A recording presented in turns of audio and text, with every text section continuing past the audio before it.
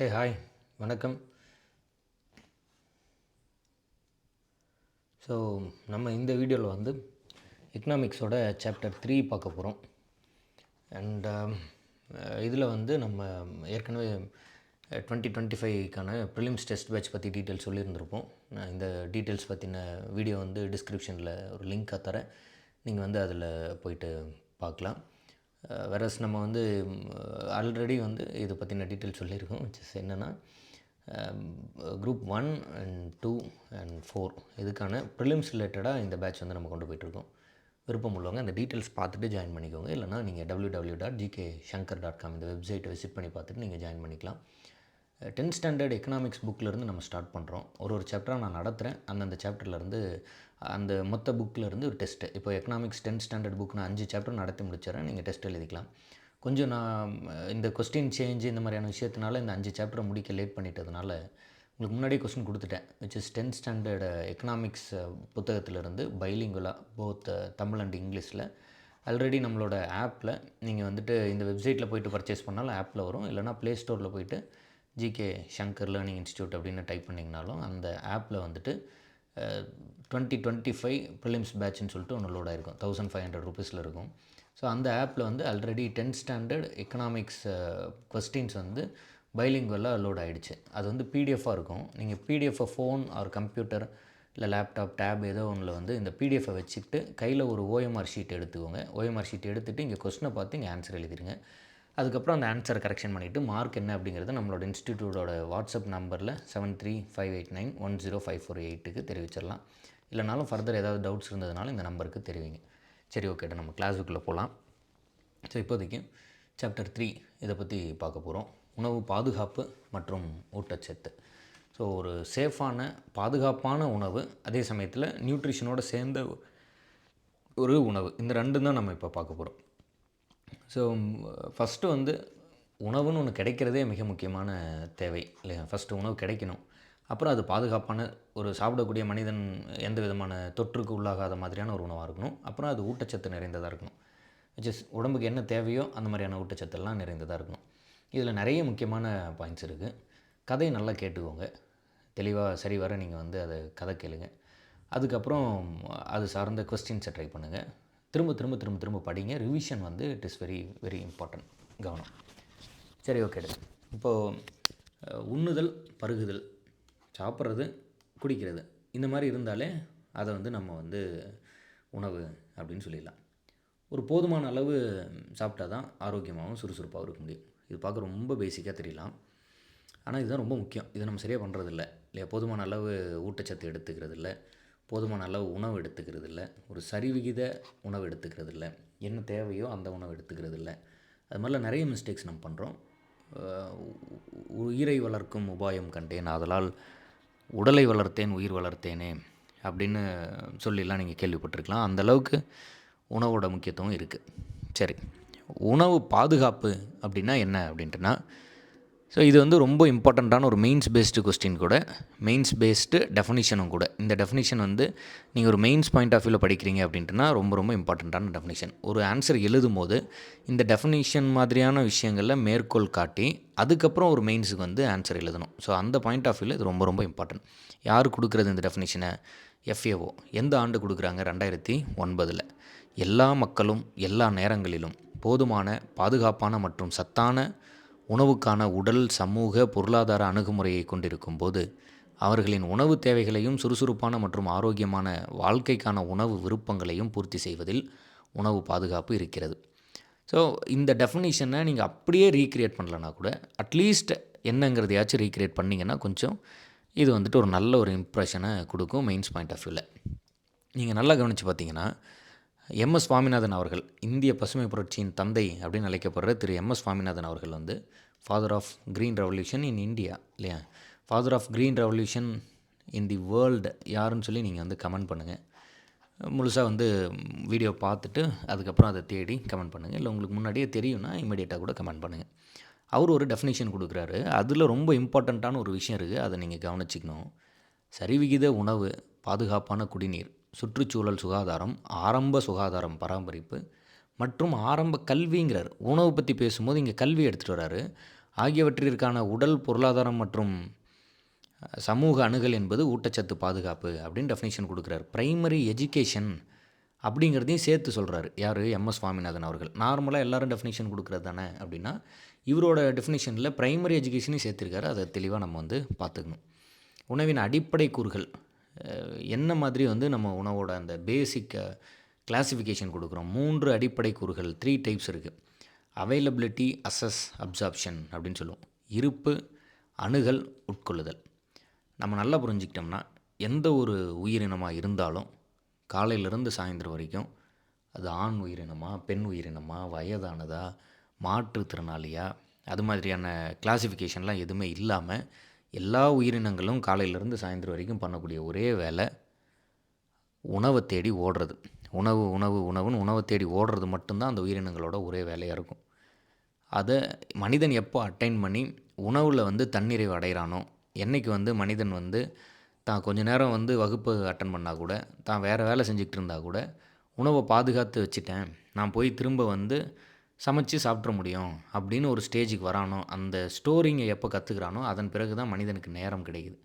இந்த கிடைச்ச நேரத்தை வச்சு தான் இன்றைக்கி சமூகத்தில் உள்ள அத்தனை பிரச்சனையும் உருவாக்குனா, இந்த கிடைச்ச நேரத்தை வச்சு தான் சமூகத்தில் உள்ள அத்தனை நன்மைகளையும் உருவாக்குறான். அந்த நேரம் தான். மற்ற எந்த உயிர்களுமே இந்த நேரம் கிடைக்காம தான் ஓடிட்டுருக்கு. உணவு தேடி ஓட வேண்டிய கட்டாயத்தில் இருக்குது. மழை பெஞ்சாலும் வெயில் அடித்தாலும் உணவு தேடி ஓடணும். ஸோ அப்போது மனிதனை பொறுத்த வரைக்கும் இதை நம்ம எப்படி கொண்டு வரோம்? இருப்பு, அணுகல், உட்கொள்ளுதல் அப்படின்னு கிளாஸிஃபை பண்ணுறோம். இதில் வந்துட்டு உணவுப் பொருட்கள் சேமிப்பை குறிக்கும் அப்படின்னு சொல்கிறோம். சரி, இங்கே வரும். உணவுக்கான அணுகல், அசஸ் அப்படிங்கிறது வாங்கும் திறன் பற்றிய கூற்று அப்படின்னு சொல்கிறோம். அப்படின்னு என்னது? Purchasing power, capacity and opportunity depend பண்ணியிருக்கு அப்படின்னு சொல்கிறோம். அப்படின்னா என்ன? ஒருவர் தனக்கான உணவை எப்படி அவர் வாங்குவார்? ஈட்டுதல் அப்படிங்கிறது எதை சார்ந்திருக்கு? வேலை வாய்ப்புகளுடன் நெருக்கமாக இணைக்கப்பட்டுள்ளது. நல்லா சம்பாரித்தா நல்ல ஃபுட்டை வந்து அவன் ரீச் பண்ணுறான். இல்லைனா இல்லை. நம்ம சத்தான உணவு அப்படிங்கிறது உணவை எவ்வளோ சத்தானதாக கொடுக்குறோம் அப்படிங்கிறது மட்டும் இல்லாமல், அவன் எவ்வளோ சம்பாதிக்கிறான் அப்படிங்கிற எம்ப்ளாய்மெண்ட் பேசிஸ்லேயும் அவனோட சத்தான உணவு அப்படிங்கிற கான்செப்ட் வந்து அடங்கியிருக்கு அப்படிங்கிற மாதிரியான ஒரு டெஃபினேஷன் தான் இந்த விஷயம். உணவினை உட்கொள்ளுதல் என்பது உட்கொள்ளும் உணவை உயிரியல் ரீதியாக பயன்படுத்துவதற்கான திறன். டைஜஷன் பற்றியான ஒரு ஃபேக்ட்னு வச்சுக்கோங்க. சரி, ஓகே. இப்போ வந்து உணவு தானியங்கள், இருப்பு மற்றும் அணுகல். இதில் ஒரு சிம்பிளாக ஒரு ஒரு ஒரு அவுட்லைன் மாதிரி கொடுத்துருப்பாங்க. சுதந்திரத்திற்கு பிறகு திட்டமிட்ட வளர்ச்சியினை பின்பற்ற முடிவு செய்தது எது? இந்தியா. அதுக்கு முன்னாடி திட்டமிட்ட வளர்ச்சியெல்லாம் இல்லை. சாப்பாடு கிடைச்சா போதுங்கிற மாதிரியான ஒரு நிலைமை. அதுக்கப்புறம் திட்டமிட்ட ஒரு ப்ராப்பரான உணவை அட்டைன் பண்ணலாம் அப்படின்னு இந்தியா நினைக்கிறோம்.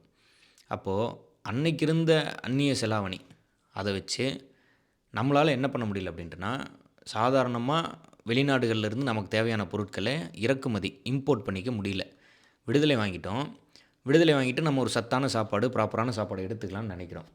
அன்னைக்கு இருக்கக்கூடிய அந்த இம்போர்ட், அன்னைக்கு இருந்த அந்த ஒரு சூழ்நிலைக்கு தகுந்த மாதிரி நம்மளால் என்ன பண்ணிக்க முடியல அப்படின்ட்டுனா, பொருட்களை வாங்கிக்க முடியல.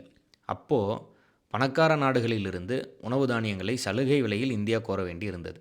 அப்போ ஏதாவது ஒரு பணக்கார நாட்டிலிருந்து சலுகை விலையில் தான் நம்மளால் உணவு வாங்கிக்க முடியுங்கிற தேவை இருக்குது. ஏன்னா சத்தான உணவு எடுத்துக்கலான்னு முடிவு பண்ணோம், ஆனால் அது வாங்குகிற அளவுக்கு நம்மகிட்ட காசு இல்லை. அதுதான் கதை. 1960களில் அமெரிக்கா தனது பொது சட்டம் 480 திட்டத்தின் மூலம் இந்தியாவுக்கு உதவி வழங்கியது. இது ஒரு புக் பேக் கொஸ்டினாகவும் இருக்கும், கண்டிப்பாகவும் நம்ம படிச்சுக்கணும். சிம்பிளாக கதை என்ன? இண்டிபெண்டன்ஸ் வாங்குகிறோம். அது வரைக்கும் உணவு கிடைச்சா போதுன்னு இருந்ததை நம்ம சரியான உணவாக கொண்டு போகலாம் அப்படின்னு முடிவு பண்ணுறோம். ஆனால் அந்த சரியான உணவோட அவைலபிலிட்டி கம்மியாக இருக்குது, உணவு இல்லை. அதை சரி செய்கிறதுக்காக என்ன பண்ணுறோம்? போதுமான அளவு இம்போர்ட் பண்ணணும்னு நினைக்கிறோம். ஆனால் இம்போர்ட் பண்ண என்ன பிரச்சனையாக இருக்குது? காசு இல்லை. அப்போ இம்போர்ட் பண்ண காசு இல்லாதனால என்ன பண்ணுறோம்? பணக்கார நாடுகளிடமிருந்து இந்தியா வந்து தனக்கான உணவை வந்து வாங்கிக்க நினைக்குது. ஆனால் அப்படி வாங்க முடியாதுங்கிறதுனால சலுகை கோருது. அப்படி நமக்கு உதவி பண்ண யார்? 1960களில் அமெரிக்கா தன்னோட பப்ளிக் லா அப்படின்னு சொல்லப்படுற இந்த பொது சட்டம் 480 திருத்தி இந்தியாவுக்காக உதவி செய்கிறாங்க. ஞாபகத்தில் போட்டு வச்சுக்கணும். அதிக மக்கள் தொகை கொண்ட நாடு வந்து அமெரிக்க நிர்வாகமான ஃபோர்டு அறக்கட்டளை, ஃபோர்டு ஃபவுண்டேஷன் போன்ற மனிதநேய அமைப்புகள் உணவு உற்பத்தியை அதிகரிக்க கோதுமை மற்றும் அரிசியின் உயர் ரக விளைச்சல் வகைகளுக்கான ஹை ஈல்டிங் வெரைட்டிஸ் திட்டத்தை வகுத்து அறிமுகப்படுத்தியது. இங்கே எக்ஸ்பெரிமெண்ட் பண்ணி பார்க்க ஈஸியாக இருக்குங்கிறதுனால இந்த ஹை ஈல்டிங் வெரைட்டி சீட்ஸ் அப்படிங்கிறத ஃபோர்டு மாதிரியான ஃபவுண்டேஷன் குரூப்ஸ் வந்து இந்தியாவில் அறிமுகப்படுத்த ஒப்புக்கொள்கிறாங்க. அது ஆக்சுவலாக நல்லாவும் ஒர்க் அவுட் ஆகிருக்கும். இது வந்துட்டு அதிக எண்ணிக்கையிலான மாவட்டங்களில் உள்ளடக்கும் வகையில் இந்த திட்டம் நீட்டிக்கப்பட்டது. அதாவது திட்டம் ஃபஸ்ட்டு செயல்படுத்தப்படுது, முடிவுகள் உறுதி செய்யப்பட்டதால் ஒரு பாசிட்டிவான ரிசல்ட் கிடைச்சதுனால நிறைய இடத்துல இதை இம்ப்ளிமெண்ட் பண்ணலாம் அப்படின்னும் வந்துடுறாங்க. பசுமை புரட்சி 2 விஷயத்தில் நடக்கும். ஒன்று அரிசி, இன்னொன்று வந்து கோதுமை. 547 கிலோ உணவு தானியங்கள் அப்போ கிடைச்சது. அதுக்கப்புறம் உணவு நிலையை சீர் செய்ய ஏறத்தாழ 65 ஆண்டுகள் ஆனது. சும்மா அந்த ஒரு அவுட்லைன் சொல்லியிருப்பாங்க எவ்வளோ உணவு கிடைச்சது என்னன்ட்டு. இதில் உணவு தானியங்களின் விளைச்சல் 4 மடங்காக அதிகரித்தது. எப்போ இந்த மாதிரி வந்து நம்ம பசுமை புரட்சி இந்த ஹை ஈல்டிங் வெரைட்டி சீட்ஸ் எல்லாம் யூஸ் பண்ணும்போது 4 மடங்கு உணவு தானியங்கள் அதிகரிக்குதுன்னு படிக்கிறோம். அரிசி, கோதுமை இதை தவிர மானிய விலையில் ரசாயன உரங்கள் கிடைப்பதை உறுதி செய்தது. இந்த அரிசிக்கும் கோதுமைக்கும் தேவையான ஆர்டிஃபிஷியல் ஃபெர்டிலைசர்ஸ் அதுவும் கிடைக்கிறதுக்கான உறுதியை செஞ்சு அதன் மூலம் இன்னும் அந்த ஈல்டு பாதிக்காத அளவு நல்லா ஈல்டு பண்ணுற மாதிரியான ஒரு சுச்சுவேஷன் க்ரியேட் ஆகுது. இந்திய உணவுக் கழகம் பயிர்களுக்கு குறைந்தபட்ச ஆதரவு விலை. குறைந்தபட்ச ஆதரவு விலைங்கிறது ஒரு சிம்பிளான கான்செப்ட் தான். நான் வந்து இப்போ அதாவது இந்திய விவசாயத்தை இந்த மாதிரி டிஃபைன் பண்ணுவாங்க. அதாவது இதை வந்து நம்ம வந்து பருவக்காற்றின் சூதாட்டம் அப்படின்னு சொல்லுவோம். கேம்பிளிங் ஆஃப் தி மான்சூன் அப்படின்னு சொல்லுவாங்க. அது என்ன கேம்பிளிங் ஆஃப் மான்சூன், பருவக்காற்றின் சூதாட்டம் அப்படின்னா என்ன? ஏன் நம்ம வந்து அதை கேம்பிளிங் சூதாட்டத்தோடு கம்பேர் பண்ணுறோம் அப்படின்னா, இப்போ நான் வந்து பயிரிடுறேன், வந்து தக்காளி பயிரிடுறேன்னு வச்சுக்கோங்க. இப்போ தக்காளி பயிரிடும்போது ஒரு கிலோ வந்து வந்து ரூபாய் ஒரு 100க்கு விற்கிது. ஆனால் நான் பயிரிட்ட தக்காளி விளைஞ்சி வந்து அது வந்து நான் கொண்டு போய் மார்க்கெட்டுக்கு சேர்த்தும் போது ரூபாய் வந்து 10க்கு போயிடுச்சு. இப்போ நான் விளைச்சல் ஆரம்பிக்கும் போது 100 ரூபாய்க்கு இருந்தது, நான் விளைச்சல் பண்ணி முடித்ததுக்கப்புறம் 10 ரூபாய்க்கு போயிடுச்சு. இப்போது இந்த காட்டை உழவு பண்ணது, பயிர் வாங்கினது, நடவு செஞ்சது, இது மாதிரியான பேசிக் செலவுக்கு கூட எனக்கு காசு இல்லாத அளவுக்கு போயிடுது. அப்போது இது மாதிரி நம்ம வந்து அந்த பணத்தை இழந்துறதுனால இது பருவமழையின் சூதாட்டம்னு சொல்கிறோம். பருவமழை நினச்சா நல்லபடியாக பேஞ்சு அந்த சீசனில் வந்து விவசாயிகள் நல்ல பணம் சம்பாதிக்கவும் செய்யலாம். இல்லை சொதப்புச்சுன்னா அந்த சீசனில் வந்து நமக்கு பணம் இல்லாமலும் போயிடலாம். இப்போது இதை கவர்மெண்ட் எப்படி டேக்கிள் பண்ணுது அப்படின்னா, ஃபஸ்ட்டே கவர்மெண்ட் என்ன பண்ணுவாங்க அப்படின்ட்டுனா, ஃபஸ்ட்டு வந்து கவர்மெண்ட் வந்துட்டு நம்ம வந்து பயிரிடுறோம். போய் நிலத்தில் பயிரிடும்போது இந்த பயிருக்குன்னு சொல்லி ஒரு மினிமம் சப்போர்ட் ப்ரைஸ் அப்படின்னு ஒன்று கொடுப்பாங்க. தக்காளி வந்து அன்றைக்கி வந்து 100 ரூபாய்க்கு விற்கிதுன்னா ஒரு 50 ரூபான்னு கவர்மெண்ட் விற்கிறாங்க. இப்போ தக்காளி விளைஞ்சி வந்துடுது இல்லையா? தக்காளி வந்து விளைஞ்சி வந்துடுது. இப்படி தக்காளி விளைஞ்சி வந்துட்ட பிறகு அன்னைக்கு மார்க்கெட்டில் ரூபாய் 10க்கு தான் தக்காளி விலைக்கு போகுது அப்படின்னா, அந்த விவசாயி தக்காளி கொண்டு போய் 50 ரூபாய்க்கு கவர்மெண்ட்டிட்ட கொடுத்துடலாம். கவர்மெண்ட் அதை வாங்கி குளிர்பான கிடங்களில் வச்சுக்கிறது, இல்லை அது சார்ந்து வேறு ஏதாவது வேலை செய்கிறது செய்யும்.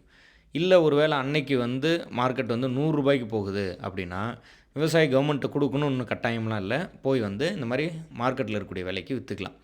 இதுபோல் ஒரு பயிர் வந்து பயிரிடுறதுக்கு முன்னாடி அதுக்கான ஒரு குறைந்தபட்ச ஆதரவு விலையை கொடுக்கறதுக்கு பேர் தான் எம்எஸ்பி, மினிமம் சப்போர்ட் ப்ரைஸ் அப்படின்னு நம்ம வந்து குறிக்கிறோம். அப்போ அந்த மினிமம் சப்போர்ட் ப்ரைஸை நம்ம வந்து எவ்வளோ முடியுமோ அவ்வளோ தூரம் தெளிவாக புரிஞ்சிக்கணும்.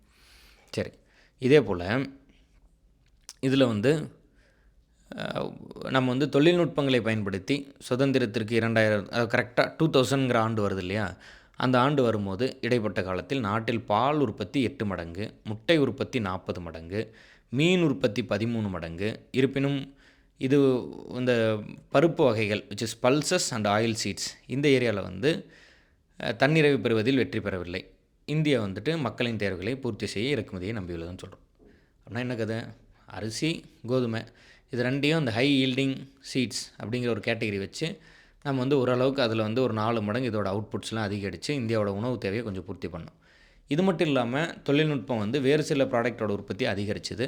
பர்டிகுலர்லி பால் உற்பத்தி 8 மடங்கு, முட்டை உற்பத்தி 40 மடங்கு அதிகரிச்சது, மீன் உற்பத்தி 13 மடங்கு. அதுக்காக எல்லா பொருட்களுமே அதிகரிச்சிருச்சா? இல்லை. எண்ணெய் வித்துக்கள் மற்றும் வந்து பருப்பு வகைகள் பல்சஸ் அண்ட் ஆயில் சீட்ஸ் இதோட உற்பத்தியில் நம்மளால் வெற்றி பெற முடியல. அதனால இது மாதிரி நம்மளால் வெற்றி பெற முடியாத அந்த 1 or 2 கிராப்ஸ்க்கு வந்து நம்ம வெளிநாடுகளை சார்ந்து தான் இருக்கும். எம்எஸ்பி பற்றி சொல்லியிருந்தேன். அரசு கொள்முதல் மையங்களில் ஒரு குறைந்தபட்ச விலை ஒன்று சொல்லிடுவாங்க. விவசாயிகள் விருப்பப்பட்டால் அந்த விலைக்கு கொடுத்துடலாம். இல்லை ஒரு வேளை ஓப்பன் மார்க்கெட்டில் நல்ல விலைக்கு போனால் அந்த நல்ல விலைக்கு கொடுத்துடலாம். அதுதான் மினிமம் சப்போர்ட் ப்ரைஸ் எம்எஸ்பி. அதுக்கப்புறம் பொது வழங்கல் முறைன்னு ஒன்று படிக்கிறோம். ரொம்ப ரொம்ப இம்பார்ட்டண்ட்டு. ரேஷன் கடையில் நீங்கள் அரிசி வாங்கியிருப்பீங்க, அதுக்கு பேர் தான் பொது வழங்கல் முறை. தமிழ்நாடு ஃபாலோ பண்ணுறது யூனிவர்சல் பிடிஎஸ். அது என்ன யூனிவர்சல் பிடிஎஸ் அப்படின்னா, ஒரு குறிப்பிட்ட நபர்கள் மட்டும்தான் வாங்கணும், மற்றவங்களாம் வாங்கக்கூடாது. அது வறுமை கோட்டு கீழே மேலே அந்த மாதிரிலாம் சொல்லிக்கூட ஒரு குறிப்பிட்ட அளவு மக்கள் தான் வாங்கணும், மற்றவங்க வாங்கக்கூடாதுன்னு சொன்னால் அதுக்கு பேர் டார்கெட்டட் பிடிஎஸ். யார் வேணால் வாங்கிக்கலாம்னு சொன்னால் யூனிவர்சல் பிடிஎஸ். தமிழ்நாடு உலகளாவிய பொது வழங்கல் முறையை யூனிவர்சல் பிடிஎஸ் ஏற்றுக்கொண்டது. ஆனால் இந்தியாவில் உள்ள மற்ற மாநிலங்கள் டார்கெட்டட் பிடிஎஸ்ல இருந்தாங்க. இப்போ தமிழ்நாடு மட்டும் என்ன ஏற்றுச்சு, யூனிவர்சல் பிடிஎஸ் எல்லாருக்கும் கொடுங்க, ரேஷன் கடையில் போய் எல்லோரும் வாங்கலாம் அப்படிங்கிற மாதிரியான ஒரு சுச்சுவேஷனை தமிழ்நாடு அரசு வந்து கொண்டு வந்துடுது.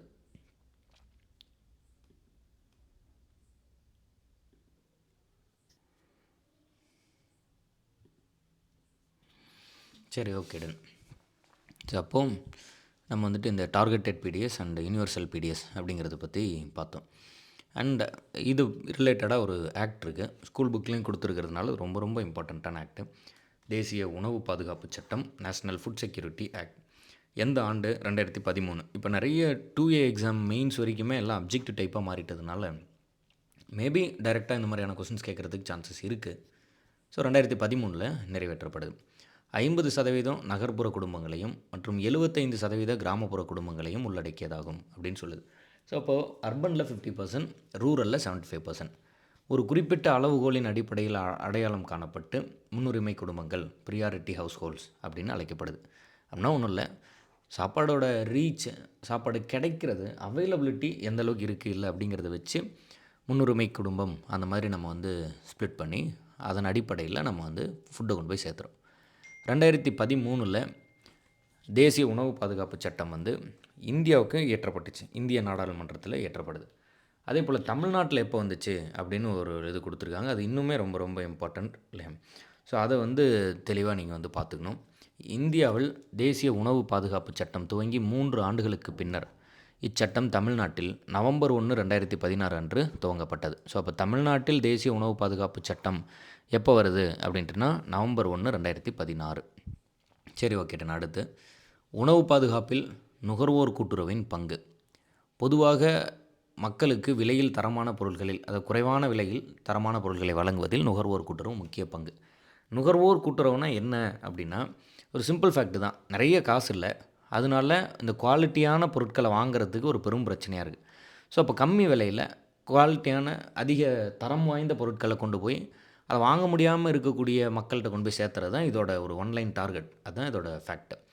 ஸோ அப்போது நம்ம எப்படி அதை கொண்டு போய் சேர்த்துறோம் அப்படின்ட்டுனா, இந்தியாவில் 3 அடுக்கு அமைப்புகளில் நுகர்வோர் கூட்டுறவு சங்கங்கள் செயல்படுது. அதாவது 3 டயர் அப்படின்னு சொல்லுவோம்.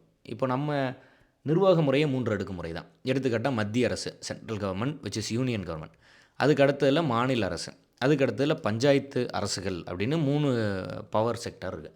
அதுபோல் இந்த நுகர்வோர் கூட்டுறவு எப்படி செயல்படுதுன்னா, பிரைமரி கன்சியூமர் கோஆப்ரேட்டிவ் சொசைட்டி, இது வந்துட்டு central cooperative society, state cooperative society, அதே போல் ஸ்டேட் லெவல் கன்சியூமர் ஃபெடரேஷன், இந்த மாதிரி 3 கேட்டகரியாக கொண்டு வரும். இப்படி புரிஞ்சுக்கோங்க. Primary consumer cooperative society, central cooperative society, state level consumer protection, 3 கேட்டகரியாக இருக்குது. இங்கே தமிழ்னு கூட நீங்கள் நல்லா கிளியராக பார்த்துக்கலாம்.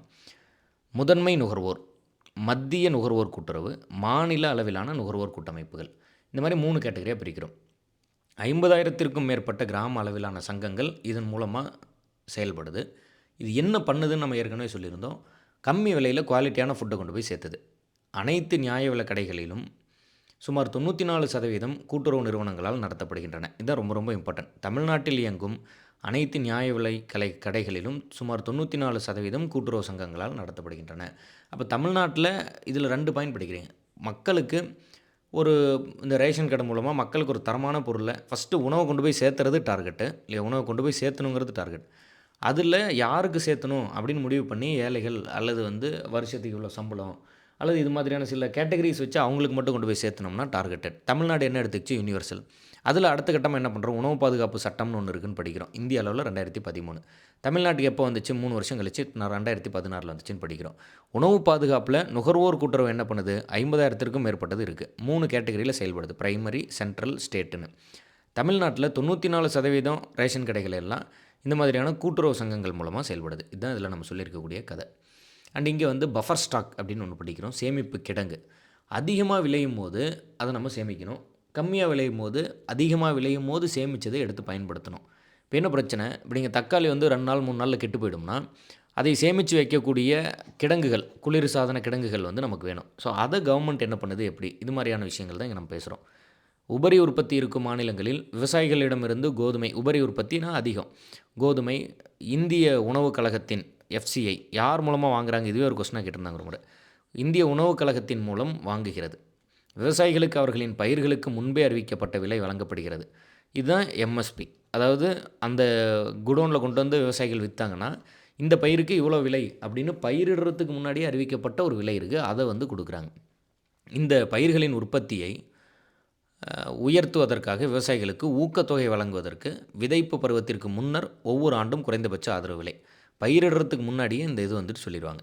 உணவு தானியங்கள் கிடங்குகளில் சேமிக்கப்படுகின்றன, அல்லது அதை வேறு ஃபார்மில் கூட நம்ம வச்சுக்கலாம். நம்மளோட அந்த சேமிப்பு கிடங்கோட கெப்பாசிட்டி அண்ட் அதோட தொழில்நுட்பங்களை பொறுத்து இது மாறுது. அதுக்கு அடுத்ததில் வாங்கும் திறன் அப்படின்னு ஒன்று படிக்கிறோம். இங்கிலீஷில் பர்ச்சேசிங் பவர் அப்படின்னு ஒன்று படிக்கிறோம். நல்லா சம்பாரித்தா நிறைய வாங்க போகிறோம், சம்பாதிக்கல அப்படின்ட்டுனா வாங்க போகிறதில்ல. அதை பற்றி தான் நம்ம இங்கே படிக்க போகிறோம். விலை குறையும் போது வாங்கும் திறன் அதிகரிக்கிறது. ஒருவேளை பொருளை கம்பேர் பண்ணும்போது என்ன சொல்கிறோம், விலை குறைஞ்சதுன்னா நிறைய வாங்குவாங்கன்னு சொல்கிறோம். இங்கே என்ன சொல்கிறோம், ஒரு அலகு பணம் மூலம் வாங்கக்கூடிய பொருள்கள் அல்லது சேவைகளின் அடிப்படையில் வெளிப்படுத்தப்படும் நாணயத்தின் மதிப்பு. இப்போது இங்கே என்ன சொல்கிறோம், விலை குறைஞ்சாலும் நிறைய வாங்குவாங்க அப்படின்னு சொல்கிறோம். வாங்கும் திறனை பாதிக்கும் காரணிகள் என்னென்ன ஃபேக்டர்ஸ்லாம் பர்ச்சேசிங் பவர் அஃபெக்ட் பண்ணுதுன்னு படிக்கிறோம். ஒரு சிம்பிளாக கதை மாதிரி தான் இருக்கும், இது நல்லா கேட்டுக்கலாம். அதிக மக்கள் தொகை, அப்போது அதிக டிமாண்ட் இருக்கும், அதுக்கு தகுந்த மாதிரி வந்துட்டு வாங்கும் திறன் மாறும். அத்தியாவசிய பொருட்களின் விலை அதிகரித்தல். இப்போ இந்த வெள்ளம் வரது, இப்போ கொரோனா காலத்தில் கூட நம்ம பார்த்துருப்போம். திடீர்னு லாக்டவுன் அறிவிப்பாங்கன்னு தெரிஞ்சதுன்னா இப்போ எல்லாரும் அத்தியாவசிய பொருட்களை வாங்கி வச்சுப்பாங்க. ஸோ அது மாதிரியான விஷயத்தை பற்றி இதில் பேசுகிறோம். இங்கே வந்து பொருள்களின் தேவை, ஒருவேளை திடீர்னு வந்து ஒரு பொருளோட தேவை அதிகரிக்கும். இப்போ அதே கொரோனாவே எக்ஸாம்பிள் சொல்லலாம். பேராசிட்டமால் வந்து அதிகமாக தேவைப்பட்டுச்சு. அது மாதிரியான டைமில் பொருள்களின் விலை நாணய மதிப்பை பாதிக்கிறது. வேல்யூ ஆஃப் கரன்சின்னு சொல்லுவோம்.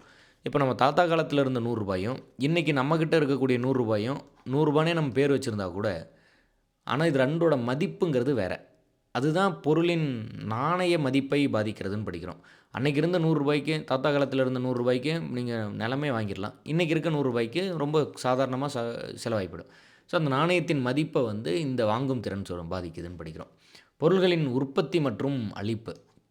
பொருள் உற்பத்தி ஆகிறது, அதே சமயத்தில் வந்து அதோட டிஸ்ட்ரிபியூஷன், இது மாதிரியான ஃபேக்டர்ஸ்னாலையும் கூட இந்த வாங்கும் திறன் வந்து பாதிக்கப்படுது. பர்ச்சேசிங் பவர் பேரிட்டி அப்படின்னு ஒன்று படிக்கிறோம். வாங்கும் திறன் சக்தி சமநிலை அப்படின்னு ஒன்று படிக்கிறோம்.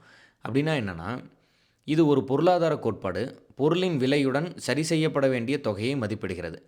அப்படின்னா அதை ஒரு ஆவரேஜ் பண்ணி நம்ம வந்து இது இவ்வளோ இருந்தால் சரியாக இருக்கும் அப்படிங்கிற மாதிரி எடுத்துக்கிறது.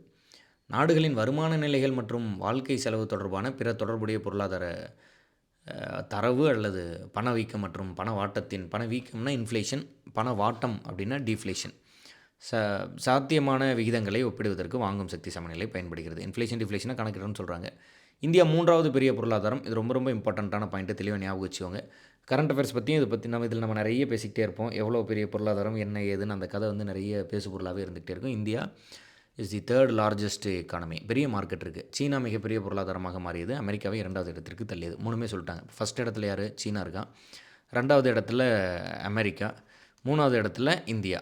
நிறைய பேர் இங்கே வாங்குறதுனால இங்கே வந்து பெரிய மார்க்கெட் இருக்குது. அதனால தான் இந்தியாவும் 3வது பெரிய பொருளாதாரம் அப்படின்னு நம்ம சொல்கிறோம். சரி, ஓகே, டன்.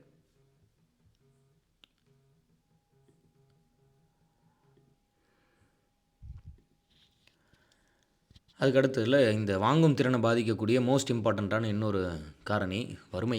பணம் இல்லைனா வாங்க முடியாது. மற்றும் சமத்துவமின்மை. ஒருத்தனுக்கு நிறைய பணம் கிடைக்கிறதுக்கு ஒருத்தன் கம்மியான பணம் கிடைக்கிறது, இந்த மாதிரியான ஒரு பிரச்சனை. Assets owned by top 10% increases. இந்தியாவில் பணக்காரங்க இல்லவே இல்லை அப்படின்னு கிடையாது. இந்தியாவில் ஆக்சுவலாக நிறைய பணக்காரங்க இருக்காங்க. பிரச்சனை என்னென்னா, இந்தியாவில் நிறைய ஏழைகளும் இந்தியாவில் நிறைய பணக்காரங்களும் இருக்காங்க. இவங்களுக்கு இடைப்பட்ட நடுத்தர வர்க்கம் குறைவாக தான் இருக்காங்க.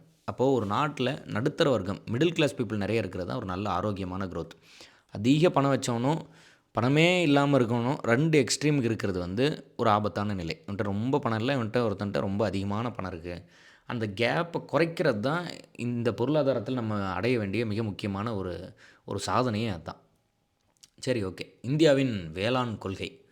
வேளாண் பொருட்களின் ஏற்றுமதியை அடிப்படையாக கொண்ட புதிய விவசாய கொள்கை 2018 இந்திய அரசு வந்து அறிவிக்குது. ஸோ இப்போ 2018 விவசாயம் சார்ந்த ஒரு வேளாண் கொள்கையை நம்ம வந்து அறிவிக்கிறோம். கொஞ்சம் ரீசெண்டாக தான் அறிவிச்சிருக்கோம், கவனமாக படிக்கணும்.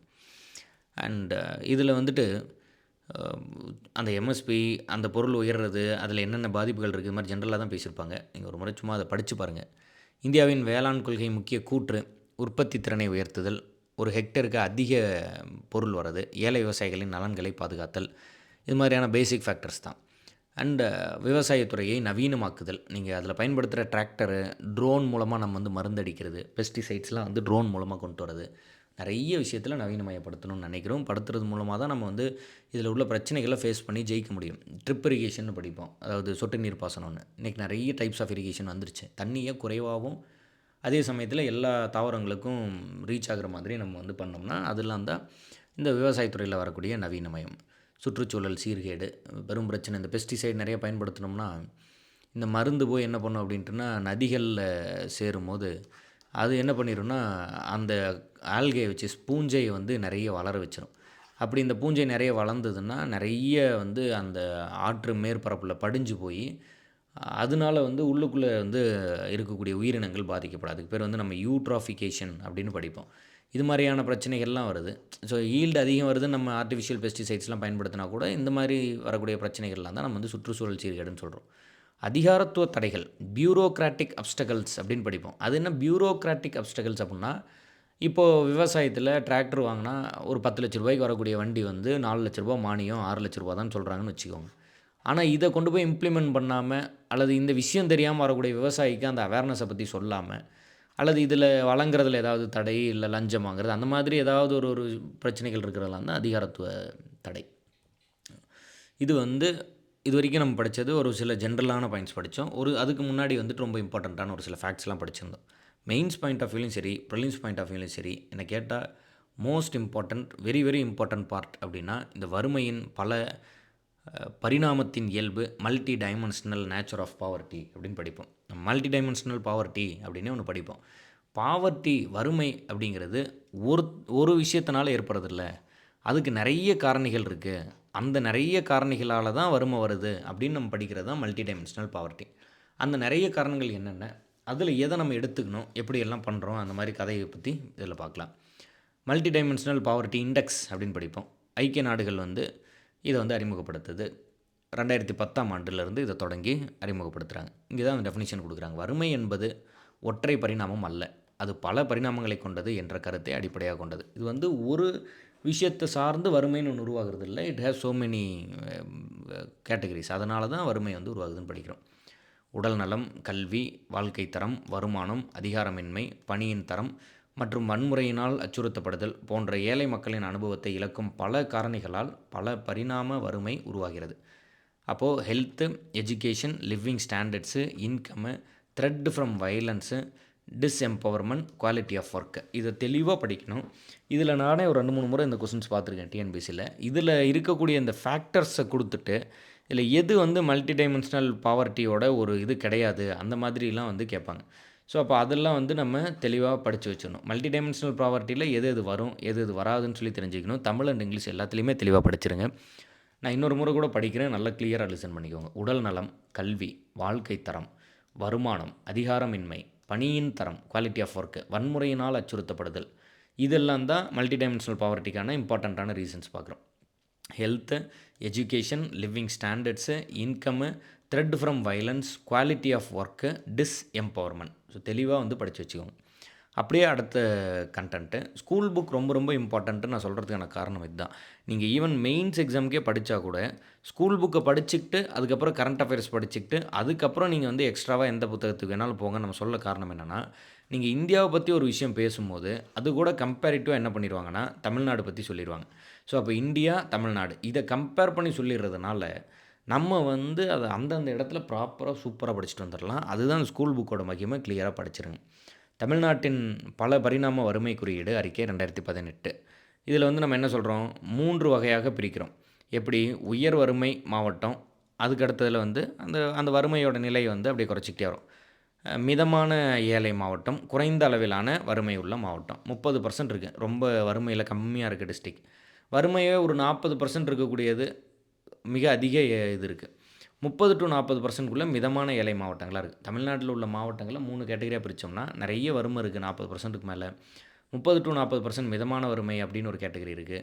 30% குறைவு குறைந்த வறுமை இருக்கக்கூடிய ஒரு சில மாவட்டம் அப்படின்னு சில கேட்டகரி. தமிழ்நாட்டையே நம்ம 3 கேட்டகரியாக பிரிச்சுக்கிறோம். சரி, இப்போ இந்த 10 காரணிகள் பற்றி பேசியிருப்பாங்க. வெரி வெரி இம்பார்ட்டன்ட், ரொம்ப ரொம்ப இம்பார்ட்டன்ட். இதை நீங்கள் வந்து ஒரு ஸ்க்ரீன்ஷாட் எடுத்து வச்சுக்கிட்டு கூட எவ்வளோ முடியுமோ அவ்வளோ தூரம் நல்லா தரவாக படித்து வச்சுக்கோங்க. இதில் வந்து மிஸ்ஸே பண்ணாதீங்க. ரொம்ப ரொம்ப கவனம். சரி, வறுமையின் 3 பரிணாமங்கள் நம்ம சொன்னோம். மல்டி டைமென்ஷனல் பாவர்ட்டி இண்டெக்ஸ்னு படிக்கிறோம். பல பரிணாமத்தில் மறுமை எப்படி வருதுன்னு படிக்கிறோன்ட்டு அதை 3 பிரிக்கிறோம். இது வந்து ஹெச்இஎல் அப்படின்னு ஞாபகம் வச்சுக்கலாம் இல்லையா? இல்லைனா ஹெச்இ நம்ம நார்மலாக வந்து ஹீ அப்படின்னு படிப்போம். ஹீ லிவிங் அந்த மாதிரி அல்லது ஏதாவது ஒன்று ஞாபகம் வச்சுக்கோங்க. ஷார்ட்கட்லாம் தேவைப்படாது. நீங்கள் வந்து ஒரு 2, 3 டைம் படிக்கிறீங்க, ரிவிஷன் நல்லா ப்ராப்பராக பண்ணுறீங்க அப்படிங்கும்போது ஷார்ட்கட்லாம் தேவைப்படாது. தூக்கி போட்டு போயிட்டே இருக்கலாம். தேவைப்பட்டால் மொதல் டைம் படிக்கும்போது இந்த மாதிரி நிமோனிக்ஸ்லாம் நீங்கள் தாராளமாக யூஸ் பண்ணலாம். ஃபஸ்ட் என்ன சொல்கிறோம்? சுகாதாரம். அப்புறம் என்னது? கல்வி. அதுக்கடுத்ததில் வாழ்க்கை தரம். ஸோ சுகாதாரம், கல்வி, வாழ்க்கை தரம் இந்த 3 அடிப்படையில் பிரிக்கிறோம். 3 டைமென்ஷன் ஆஃப் பாவர்ட்டி. இதில் ஃபர்தராக பிரிக்கிறோம். சுகாதாரத்தை என்னென்னு பிரிக்கிறோம்? ஊட்டச்சத்து. அதுக்கடுத்ததில் என்னென்னு பிரிக்கிறோம்? குழந்தை இறப்பு. மேட்டர்னிட்டி பெனிஃபிட்னு படிப்போம். மேட்டர்னல் மார்ட்டாலிட்டின்னு படிப்போம். அது என்ன மேட்டர்னல் மார்ட்டாலிட்டி அப்படின்னா, கருவுற்று இருக்கக்கூடிய பெண் வந்து இந்த கருவுற்ற காலத்தில் இறந்து போயிட்டாங்க அப்படின்ட்டுனா அதற்கு பேர் மகப்பேறு காலத்தில் இறந்தது. அந்த பெண் இறந்து போயிடுறாங்க. பிறந்த குழந்தை 1 ஆண்டு முதல் 2 ஆண்டுக்குள்ளே இறந்து போயிடுச்சுன்னா அதை வந்து நம்ம வந்து சைல்டு மார்ட்டாலிட்டின்னு சொல்கிறோம். குழந்தையின் இறப்பு வீதம். இங்கே நம்ம படிக்கிறது சைல்டு மார்ட்டாலிட்டி. சரி, ஓகே. அதே போல் இந்த கல்வியில் என்னென்ன ஃபேக்டர்ஸ் படிக்கிறோம்? பல்வியில் கல்வி கற்றல். பள்ளியில் கல்வி கற்றல்னா என்னது? ஸ்கூலுக்கு போய் படிக்கணும். Year of schooling. பள்ளி வருகை, ஸ்கூல் அட்டனன்ஸு. இங்கே என்ன படித்தோம்? குழந்தை இறப்பு, சைல்டு மார்ட்டாலிட்டி, ஊட்டச்சத்து, நியூட்ரிஷன். இங்கே என்ன படிக்கிறோம்? சமையல் எரிவாயு, குக்கிங் ஃபியூயல், துப்புரவு, சானிடேஷன், நீர், வாட்டர், மின்சாரம். மின்சாரம் வந்து பவர். அதே போல் தரை, ஃப்ளோரு.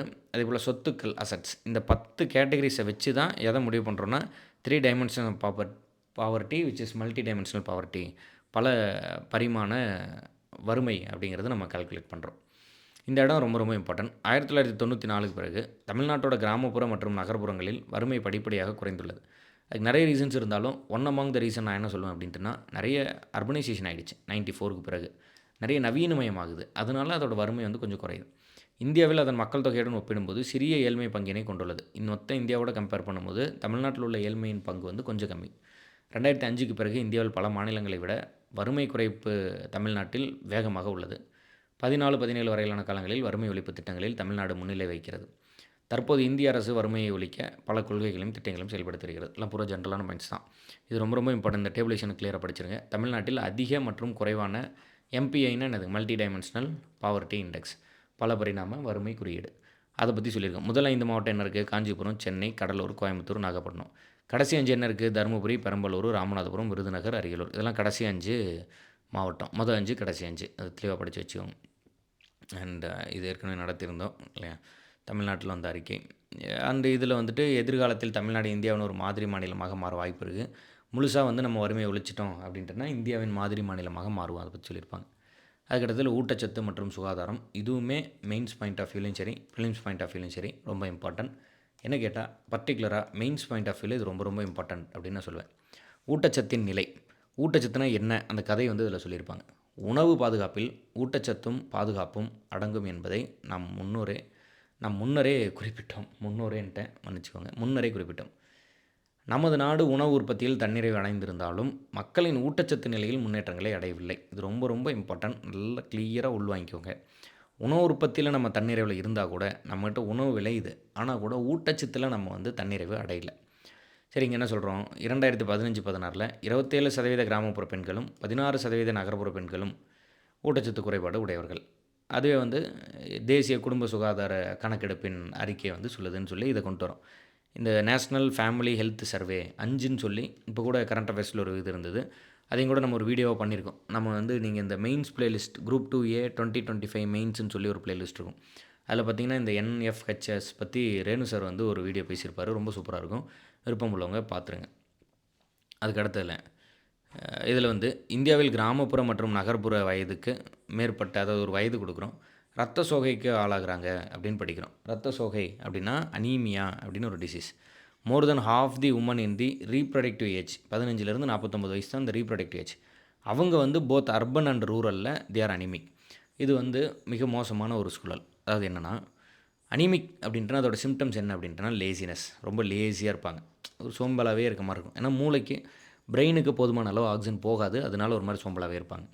அப்படி சோம்பலாக இருக்கக்கூடிய க்ரௌடு ரீப்ரொடக்டிவ் ஏஜில் இருக்கும்போது அதோட அந்த இம்பேக்ட் வந்து பெருசு. நீங்கள் ஒரு யங் ஏஜில் உழைக்க வேண்டிய, சுறுசுறுப்பாக உழைக்க வேண்டிய ஒரு யங் ஏஜில் சோம்பலாகவே சுற்றிக்கிட்டு இருந்தாங்க அப்படின்ட்டுனா அது வந்து எந்த அளவுக்கு ஒரு கொடுமையாக இருக்கும். அதுதான் வந்து இந்த அனிமிக் அப்படிங்கிறது சொல்லுது. 60% நகர்ப்புறம். குழந்தைகள் 6 to 59 மாதங்கள் 56% ரத்த சோகை உடையவர்கள் என கருதப்படுகின்றனர். கிராமப்புறங்களில் சுமார் 41%, நகர்ப்புறங்களில் 31% குழந்தைகள் வளர்ச்சி குன்றியிருக்கின்றனர். அதாவது அவர்களின் வயதுக்கு ஏற்ப தேவையான உயரத்தை கொண்டிருக்கவில்லை. இதை வந்து நம்ம அண்டர் வெயிட்னு படிப்போம். ஊட்டச்சத்து குறைபாட்டினால் மற்றொரு குறியீடாக குழந்தைகளிடையே வயது தொடர்பான எடையை விட எடை குறைவாக உள்ளனர். இந்தியாவில் 2015-16ஆம் ஆண்டில் சுமார் 20% குழந்தைகள் 6 to 59 மாத வயதுக்குட்பட்டவர்கள் எடை குறைவாக இருப்பதாக மதிப்பிடப்பட்டுள்ளது. இதில் 2 விஷயம் சொல்கிறோம். என்ன, ரீப்ராடக்ட் ஏஜில் இருக்க உமன்ஸ் வந்து ரத்த சோகையோடு இருக்காங்க, குழந்தைங்களும் வந்து பாதிக்கப்பட்டிருக்காங்க. அதோட பர்சன்டேஜ் எல்லாம் சொல்லிவிட்டு இங்கே என்ன சொல்கிறோம், அவனோட வயசுக்கு தகுந்த வளர்ச்சி, அவனோட உயரத்துக்கு தகுந்த எடை இது மாதிரி இல்லை அப்படின்ட்டுனா அவன் வந்து எடை குறைவாக அண்டர் வெயிட்டாக இருக்கான் அப்படின்னு கேட்டகரைஸ் பண்ணி அதுக்கு என்ன பண்ணணும் அப்படிங்கிறதெல்லாம் பார்க்குறோம். அதை பற்றி சொல்லியிருந்தோம். இப்போ ஊட்டச்சத்து அப்படின்னு ஒன்று பார்த்துட்டோம். தமிழ்நாட்டில் ஊட்டச்சத்து எப்படி இருக்குது அப்படின்னு பார்க்குறோம். இதில் பர்டிகுலராக இரத்த சோகை மற்றும் நுண்ணூட்டச்சத்து குறைபாடுகள் பாதிக்கப்பட்டிருக்கின்றனர். அப்போ நம்ம ஊர்லேயும் இருக்கா இல்லையா? இருக்குது. மைக்ரோ நியூட்ரியன்ட்னு சொல்லுவோம். அதுதான் நுண்ணூட்டம். அதாவது நம்ம வந்து எடுத்துக்கிற நியூட்ரியன்ஸோட அளவு பொறுத்து அதை வந்து மைக்ரோன்னு சொல்லி பிரிக்கிறோம். அதேபோல் இந்த ஸ்கீம் வந்து ரொம்ப ரொம்ப இம்பார்ட்டன்ட். ICDS அப்படின்னு நம்ம படிப்போம். நம்ம ஊரில் வந்து பால்வாடி ஸ்கூல்னு படிச்சிருப்போம். ஸ்கீமாக படிக்கும்போது ICDSன்னு படிப்பீங்க. இதில் வந்து 0 ஏஜ்லேருந்து அந்த குழந்தை அட்டன் பண்ணலாங்கிற மாதிரி ஒரு கேட்டகரி ஒன்று கொடுத்துருப்பாங்க. அது என்ன 0 அப்படின்னா, ஏன்னா வயிற்றில் இருக்கும்போதே அந்த குழந்தைய வந்து அட்டன் பண்ணலாம். அதனால தான் 0ன்னு கொண்டு வரோம். 6 வயதிற்கு உட்பட்ட குழந்தைகள் அப்படின்னா என்னது, 0 to 6, மேக்ஸிமம் 6, மினிமம் வந்து 0. ஏன் 0லேருந்து எடுக்கிறோம் அப்படின்னா, ஏன்னா கருவுற்று இருக்கக்கூடிய தாய்மார்களும் அட்டன் பண்ணலாம், அதனால தான் 0. உடல்நலம் மற்றும் ஊட்டச்சத்து பற்றி பேசுது. இதை காப்பாற்றணுங்கிறதுக்காக உங்களுக்கு சத்து மாவுலாம் கொடுப்போம். அதுதான் இதோட இது. இந்த விஷயத்துலையும் தமிழ்நாடு கண்டிப்பாகவே ஒரு முன்னோடி மாநிலமாக தான் செயல்படுது. ஆண்டு வரவு செலவு திட்ட செலவினங்கள் நாட்டிலேயே மிக அதிகம் இந்த விஷயத்துக்காக. ICDS திட்டம் மற்றும் தமிழ்நாட்டில் உள்ள புரட்சித் தலைவர் எம்ஜிஆர் சத்துணவு திட்டம் ஆகியவற்றின் செயல்திறன் நாட்டின் மிகச்சிறந்த ஒன்று. சத்துணவு வந்து 1982, மதிய உணவு திட்டம் வந்து 1956. இது காமராஜர் ஐயா கொண்டு வந்துறாரு. 82ல் சத்துணவு திட்டம் ஐயா எம்ஜிஆர் அவர்கள் கொண்டு வராரு. ஊட்டச்சத்து குறைபாடு இல்லையா, இதில் பேசியிருப்பாங்க. அதாவது நம்ம என்ன சொல்லுவோம் அப்படின்ட்டுனா, மால் நியூட்ரிஷன் ஃப்ரீ தமிழ்நாடு அப்படின்னு ஒரு ப்ரோக்ராம் ஒன்று லான்ச் பண்ணுறோம். ஊட்டச்சத்து குறைபாடு இல்லாத தமிழ்நாடு அப்படின்ட்டு. ஸோ அதை பற்றி தான் நம்ம வந்து இதில் பார்க்குறோம். என்ன சொல்லியிருக்கோம் அப்படின்ட்டுனா, தமிழ்நாட்டில் அனைத்து 434 குழந்தை மேம்பாட்டு தொகுதிகளில் 385 கிராமப்புறம் இந்த கதையெல்லாம் சொல்லிட்டு 54,439 குழந்தை மையங்கள், 49,499 அங்கன்வாடி மையங்கள் மற்றும் 4,940 சிறு அங்கன்வாடி மையங்கள் மூலம் ICDS செயல்படுத்தப்படுகிறது. ஸோ இதை வந்து நம்ம நல்லா புரிஞ்சு வச்சுக்கணும். இந்த நம்பர்ஸ் எல்லாம் இப்போ மாறிப்போச்சு. நம்பர்ஸ் படிக்கணுமான்னு கேட்டால் வேண்டாம், நீங்கள் இதை குருட்டுமான படம் அடிச்சிட்டு வேண்டாம். பட் எவ்வளோ பெருசாக இருக்குது, என்ன ரேஞ்சில் இருக்குது, 50,000 ரேஞ்சில் இருக்குது அப்படிங்கிறது தெரிஞ்சு வச்சுக்கோங்க போதும். அணுகப்படாத பகுதிகளுக்கு நிலையான விரிவாக்கம். ஓகே, ICDS இப்போது உலகின் மிகப்பெரிய திட்டங்களில் ஒன்று. ஏன்னா அவ்வளோ பீப்புளை நம்ம வந்து இதுக்குள்ளே கொண்டு வரோம். அதனால் இது உலகின் மிகப்பெரிய திட்டங்களில் ஒன்றுன்னு நம்ம வந்து பார்க்குறோம். அண்டு தொடக்கப்பள்ளியில் சேர்க்கையை வந்து அதிகரிக்கிறதுக்காகவும் இடைநிற்றலை குறைக்கிறதுக்காகவும் தான் அந்த மதிய உணவு திட்டமே வந்துச்சு. இது வந்து ரொம்ப ரொம்ப இம்பார்ட்டண்ட்டான ஒரு PDF. தேர்டு எக்கனாமிக்ஸில் வந்து 10th ஸ்டாண்டர்ட் புக்கில் 3வது சாப்டர் ரொம்ப இம்பார்ட்டன்ட். அதில் இந்த மாதிரியான அந்த மெயின்ஸ் கண்டென்ட் இருக்கிறதுனால இன்னும் ரொம்ப ரொம்ப இம்பார்ட்டன்ட். ஒரு சில மோஸ்ட் இம்பார்ட்டன்ட் ஸ்கீம் சொல்லியிருக்காங்க பாருங்களேன். Doctor Muthulakshmi Reddy maternity benefit 12,000 வெறுமனே 12,000 ரூபா வந்து நிதி, 12,000 ரூபா நிதியிலிருந்து இன்றைக்கி 18,000 கொடுக்குறாங்க. அது மேபி அப்போது நம்ம புக்ஸ் வந்து கொஞ்சம் அப்டேட் ஆகிடுச்சு, 12,000ன்னு சொல்லி கொடுத்துருக்காங்க. அதே போல் இதில் வந்து சீஃப் மினிஸ்டர் காம்ப்ரிஹென்சிவ் ஹெல்த்து, இதில் வந்து திடீர்னு வந்து நம்ம இந்த கம்யூனிகபிள் டிசீஸை விட நான் கம்யூனிகபிள் டிசீஸ் தான் ரொம்ப ஆபத்து. பரவும் நோயை விட பரவாத நோய் தான் மிக ஆபத்து. ப்ரெஷர் சுகர்லாம் வந்ததே தெரியாது, திடீர்னு ஏதாவது ஒரு பெரிய விஷயம்னா தான் தெரியும். ஸோ அது மாதிரியான காம்ப்ரிஹென்சிவ் ஸ்கீம்ஸ் எல்லாம் உண்டு. தமிழ்நாடு ஹெல்த் சிஸ்டம் 108ங்கிற ஒரு அவசர சேவை ஆம்புலன்ஸ் திட்டத்தை கொண்டு வந்தோம், ஞாபகம் வச்சுக்கணும். உங்களுக்கு நீங்கள் இவ்வளோ தூரம் வந்திருந்தீங்கன்னா, இவ்வளோ தூரம் கிளாஸில் லெசன் பண்ணியிருந்தீங்கன்னா, 108 ஆம்புலன்ஸ் சேவை வந்து எந்த ஆண்டு முதல் தொடங்கப்பட்டுச்சு அப்படின்னு நீங்கள் வந்து கமெண்ட் பண்ணுங்கள். ஸோ தட் எத்தனை பேர் இவ்வளோ தூரத்துக்கு வீடியோவை பார்த்துருக்கீங்க அப்படின்னு நான் தெரிஞ்சுக்கிறேன். பள்ளி சுகாதார திட்டம், பள்ளிக்கூடத்தில் சுகாதாரம் ரொம்ப ரொம்ப இம்பார்ட்டண்ட்டு. ஸோ அது சார்ந்த ஒரு திட்டம். தொழுநோய் ஒழிப்பு, லெப்ரசி, ஸோ அதன் மூலம் வந்து அனைத்து தொழுநோயாளிகளையும் கண்டறிந்து சிகிச்சை வழங்குறது, இது மாதிரிலாம் பண்ணுறோம். அண்ட் தமிழ்நாட்டில் சில ஊட்டச்சத்து திட்டங்கள், national programme of nutritional support to primary education, அந்த சின்ன வயசுலேயே வந்து அதுக்கு சப்போர்ட் பண்ணுறது. புரட்சித் தலைவர் எம்ஜிஆர் ஊட்டச்சத்து, ஆரம்ப கல்வி தேசிய ஊட்டச்சத்து, ICDS அதில் வந்துட்டு நம்ம வந்து ஊட்டச்சத்து கொடுக்குறது. பிரதான் மந்திரி கிராமோதய யோஜனா இல்லையா, இது வந்துட்டு கிராமத்தில் இல்லையா, அந்த மாதிரி தமிழ்நாடு ஒருங்கிணைந்த ஊட்டச்சத்து திட்டம், இன்டகிரேட்டடு மதிய உணவு திட்டம், எல்லா ஸ்கூல்லேயும் தமிழ்நாடு அரசு நடத்தக்கூடிய எல்லா ஸ்கூல்லேயும் மதிய உணவு திட்டம் போடுறது. ஒரு சில பேசிக்ஸான ஃபேக்ட்ஸ் இருந்தால் கூட இந்த இந்த பர்டிகுலர் ஏரியா அது மாதிரி இன்னும் ஒரு 2 3 ஏரியா சொல்லியிருந்தேன். இதெல்லாம் மெயின்ஸ் பாயிண்ட் ஆஃப் வியூவில் வந்து ரொம்ப ரொம்ப இம்பார்ட்டன்ட். அது ப்ரிலிம்ஸாக மெயின்ஸாக நீங்கள் யோசிக்க தேவையில்ல. எல்லாத்தையும் படிக்கணும். அந்த அளவுக்கு இதெல்லாம் ரொம்ப இம்பார்ட்டன்ட். புக் பேக் கொஸ்டினை பார்க்கலாம், பார்த்துட்டு இந்த வீடியோ முடிச்சிடலாம். சேமிப்பு கிடங்கு பஃபர் ஸ்டாக் பற்றி கேட்டிருக்காங்க. யார் வைக்கிறா எஃப்சிஐ? அதே போல் அடுத்து இந்த அக்ரோனியம் கேட்குறாங்க. இதில் வந்து மேற்கூறிய அனைத்தும் சரி. இதை ஒரு முறை படித்து பாருங்கள். எம்எஸ்பி, பிடிஎஸ்சி, எஃப்சிஐ, ஹெச்ஒய்ஏனா என்னன்ட்டு. நீடிக்கப்பட்ட உதவி பொதுச்சட்டம் 480 கொண்டு வந்து எந்த நாடு உதவியது? It is America. இந்தியாவில் தோன்றியதால் உணவு தானிய உற்பத்தியில் தன்னிறைவு பெற வழிவகுத்தது அது என்னது அப்படின்னா பசுமை புரட்சி. அண்ட் உலகளாவிய பொது வழங்கல் முறையை ஏற்றுக்கொண்ட ஒரே மாநிலம் தமிழ்நாடு. இதெல்லாம் ரொம்ப ரொம்ப இம்பார்ட்டன்ட். யூனிவர்சல் பிடிஎஸை ஏற்றுக்கொண்ட ஒரே மாநிலம் வந்து தமிழ்நாடு. அதுக்கடுத்ததில் டேஸ் என்பது உடல் நலம் மற்றும் வளர்ச்சிக்கு தேவையான உணவை வழங்கும் அல்லது பெரும் செயல்முறையாகும் அப்படின்னா ஊட்டச்சத்து. இதில் வழங்கும் அப்படிங்கிறதோடு இல்லாமல் பெரும் அப்படிங்கிற வார்த்தையும் இருக்குது, கவனிச்சிக்கணும். அதுக்கு தான் பேர் ஊட்டச்சத்து. சரி, கோடிட்ட இடம். கோடிட்ட இடத்தை பொறுத்த வரைக்கும் டேஸ் ஊட்டச்சத்து குறைபாட்டின் முக்கிய குறியீடு எடை குறைவு. 2008 எத்தனாம் ஆண்டில் வந்து தேசிய உணவு நேஷனல் இந்த ஃபுட் செக்யூரிட்டி 2013 அது தமிழ்நாட்டில் இம்ப்ளிமெண்ட் ஆகி 2016 ஆகிடுச்சு பார்த்துருந்தோம். பொதுவாக மக்களுக்கு பொறுப்பான விலையில் தரமான பொருட்களை வழங்குவது யாரோட வேலை அப்படின்ட்டுனா கூட்டுறவு. ஸோ அப்போ கூட்டுறவோட முக்கிய பங்காக நம்ம பார்க்குறோம். நுகர்வோர் கூட்டுறவு அதுக்கான பதில் என்ன அப்படின்ட்டுனா தரமான பொருள்களை வழங்குதல் இதுதான் பதில். அதுக்கடுத்துல பொது விநியோக முறை மானிய விகிதங்கள் இதுதான் அதுக்கு பதில். யுஎன்டிபி அப்போ ஐக்கிய நாடுகள் சபை வளர்ச்சி திட்டம் டெவலப்மெண்ட் ப்ரோக்ராம் ஞாபகம் வச்சுக்கணும். சபை வளர்ச்சி திட்டம். தேசிய உணவு பாதுகாப்பு சட்டம் 2013 4வதுக்கு எங்கே இருக்குது? 2013. தமிழ்நாடு உணவு பாதுகாப்பு சட்டம்னு ஒன்று கொண்டு வந்தோம். தமிழ்நாடு உணவு பாதுகாப்பு சட்டம் எப்போ இருக்குது? 2016 நவம்பர் 1 தமிழ்நாடு அன்றைக்கி தான் ஆரம்பித்தோம். அந்த டேட்லேயே வந்து நம்ம கொண்டு வரோம். மெட்ராஸ் மாகாணத்தை பிரிச்சிருப்போம்ல, அந்த கதையெல்லாம் அதில் தான் வரும். சரி, ஓகே, டன். 3வது சாப்டர் வந்து முடிஞ்சது. இந்த கூற்று காரணம் ரிலேட்டடாக ஒரு கொஸ்டின் இருக்குது. விலை குறைந்தால் வாங்கும் சக்தி அதிகரிக்கிறது மற்றும் நேர்மாறானது. பொருள்களின் உற்பத்தி குறைந்து விலை அதிகரிப்பால் வாங்கும் திறன் பாதிக்கப்படுகிறது. ஸோ இந்த 2 ஸ்டேட்மெண்ட்டை படித்து பார்க்குறதுல அதுக்கு ஆன்சர் என்ன அப்படின்ட்டுனா கூற்று சரியானது, காரணம் கூற்றின் சரியான விளக்கம் இதுதான் அதற்கான ஆன்சர். இதெல்லாம் கூட அப்படியே டைரக்ட் கொஸ்டின் வைக்கிறதுக்கு சான்ஸ் இருக்குது, கவனமாக படிச்சுக்கோங்க. அடுத்து நம்ம வந்துட்டு 4th சாப்டர் வந்து பார்க்கலாம். 4th சாப்டர் எக்கனாமிக்ஸில் நான் உங்களை சந்திக்கிறேன். சீக்கிரம் முடிஞ்ச அளவுக்கு இந்த வீக்கில் வந்துட்டு முடிக்க ட்ரை பண்ணலாம். அண்ட் அதன் பிறகு நம்ம வந்து அந்த டெஸ்ட்டை முடிங்க. அதுக்கப்புறம் அடுத்த புக்கு. இந்த மாதிரி எல்லா ஜிஎஸ் புக்கையும் நம்ம படிக்கணும். அது இல்லாமல் தமிழ் படிக்கணும், இங்கிலீஷ் படிக்கணும், மேக்ஸில் ரீசனிங் பார்க்கணும். நிறைய வேலை இருக்குது. கொஞ்சம் சீக்கிரமாக முடிஞ்ச அளவுக்கு வந்து நீங்கள் முடிக்க பாருங்கள். Keep supporting us. தேங்க்யூ.